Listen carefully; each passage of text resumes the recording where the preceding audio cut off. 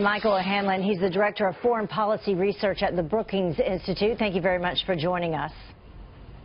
Nice to be with you, Heather. You just heard the comment there about the military, and you think that that is not the way to go. You say economic pressure is what we need to do here. Well, first, just to clarify, I have nothing against what General Dunford said. I think he's very wise to want to improve U.S.-China military relations, crisis communications, and he's done the same thing, as you know, with Russia this year. So my hat is off to him. But now, thinking about North Korea policy, which he himself said was a separate matter, I think the real way we're going to get leverage with Pyongyang is essentially where the Trump administration's been trying to go, which is to persuade China, or if necessary, push China to tighten economic pressure. China accounts for 90% of North Korea's trade.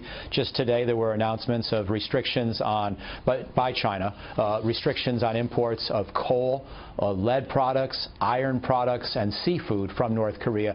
That's the direction we have to go. But I also think we need a different kind of negotiating strategy vis-a-vis North Korea to complement the pressure. So that's what I'd like to see the Trump administration consider. And I wanted to ask you that. I mean, how do we know, or how can we get them to follow through on what they say this time around, meaning China? Because I spoke with, I think it was General Jack Keane at the beginning of the month, and he said specifically when it comes to coal between North Korea and China, that ironically during the first quarter that those transactions were up 40%, and that China is still buying North Korea's coal despite the recent decision to cut it off.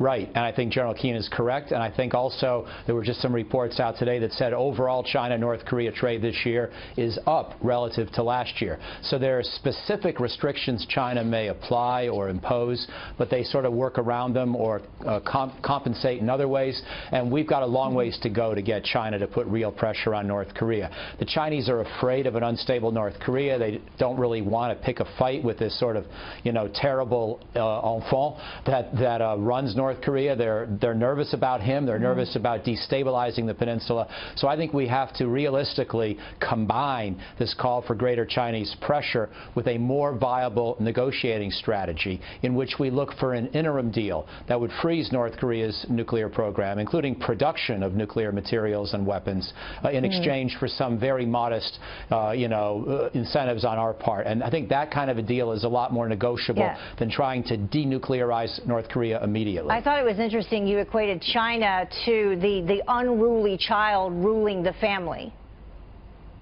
Well, yeah, North Korea, I think, North Korea is sort of like North Korea is sort of like the terrible little kid, and China is afraid of its own child in a sense, and doesn't know how to restrain it, doesn't really have the courage to face up to the task, or to just put the pressure on North Korea. They almost let the misbehaving child be in the driver's seat. So I think China has more leverage here and is at less risk of fallout from that pressure than they've recognized so far. And in that sense, I think the Trump administration is correct to really try to push away at this issue. Every previous American president of the last 25 years has tried the same thing, but it hasn't been as dogged as President Trump is attempting. And like I say, we also need the more realistic and flexible negotiating strategy. We'll see if the change in rhetoric works. A busy day, have to cut you off, but thank you very much for your insight.